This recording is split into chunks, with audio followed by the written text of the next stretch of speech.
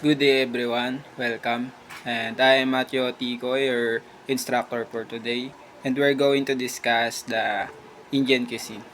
So, before we start, we have prepared here our energizer, our motivation. So here you're going to find uh, different words connected to our topic. So what are our topic again? It's Indian cuisine. So again, so guess or find word that you see on the table. So I'm giving you 5 minutes to answer.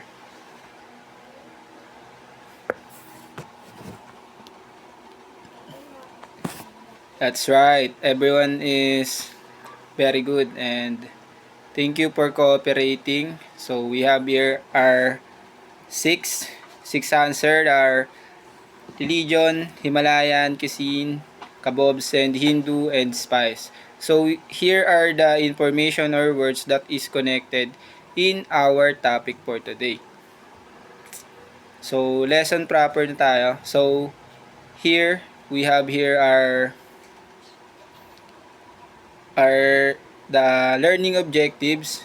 So here you are going to learn after the discussion, discuss the food ways in Indian cuisine, determine the ingredients used in Indian cuisine, provide example of the different traditional cuisine, and identify the different stable settings and etiquette in India. So, last one is appreciate the importance of learning Indian cuisine. So, first one, here are the geography of India. So, the Himalayan region, the Gangetic Plain, and the Plateau Plate Plateau region. So, yan. Ito yung part, yung one, here are the parts of geographical features of India. So, information about India, it is 17th largest country in the world. So, pangalawa rin siya sa pinaka maraming populasyon sa ating mundo. So, 'di ba napakalaki masyado ng India. Kung parang sumain natin, parang hindi naman siya masyado kilala pero it is one of the famous country in the world. So it is in southern Asia bordering Arabian Sea and the Bay of Bengal in between of Burma and Pakistan. So yan. Yan. So food waste, the strongest influence defining India food is religion. So century of Hindu and their profound belief in reincarnation have resulted in the most delicious vegetarian cuisine found in the world. So, di ba? Hinduism determines what kind of meat people eat. Beef is strictly forbidden for them to eat because they are Hindu nga and yung mga alam naman natin halos lahat ng mga nasa India is more on Muslim. So, parang pinagbabawal sa religion nila yung pagkain nitong beef. So here are the basic ingredients of influence in Indian cuisine.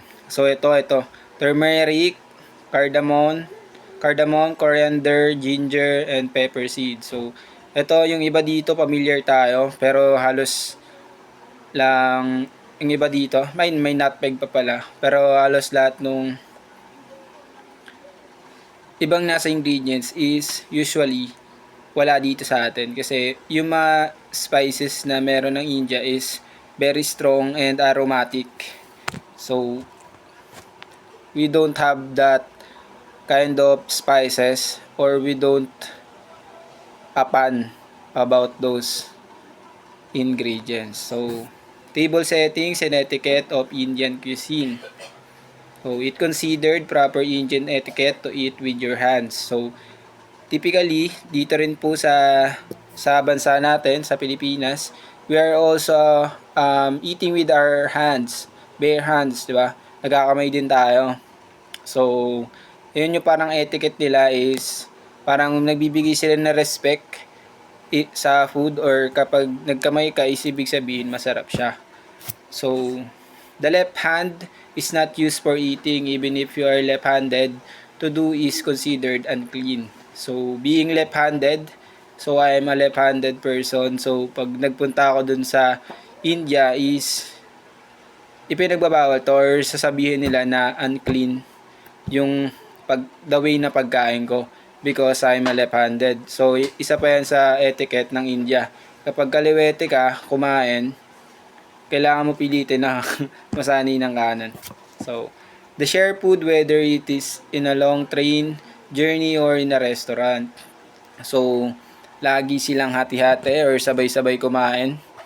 Kas either nasa labas man yan or nasa restaurant, yan. Sabay-sabay sila kumain, guys. So, ito yung mga traditional Indian cuisine, yung kebab. Ito, ginawa rin namin to last time. And performance namin siya sa international cuisine namin. So, rich kormas, biryani. Ito, napapopular na ito yung biryani. Kasi, pati dito sa Pilipinas is popular na siya. So, grabe yung influence ng Indian sa atin. Marami ng mga food na na-influence ang India sa ating bansa. Ito pa, yung Rogan Josh. Gawa din to sa chicken. Itong tandoor or tandoori is parang pita siya. Yung pita na ginagamit sa mga shawarma, ganun. So, meron din tayo net dito sa Pilipinas. Ito, tandoori chicken. Ito, gawa rin siya. Yung mga ginawa rin namin to, and yung spice niya, sabihin ko, parang sobrang strong talaga nung mga spices na ginagamit kapag alam mong galing sa India. Yung spices niya is parang strong and napaka ng mga aromatics. For me, okay naman siya. Sadyang hindi lang ako sanay sa kung paano siya kainin. So, difference between the southern and northern India. Northern India, they use spices ground.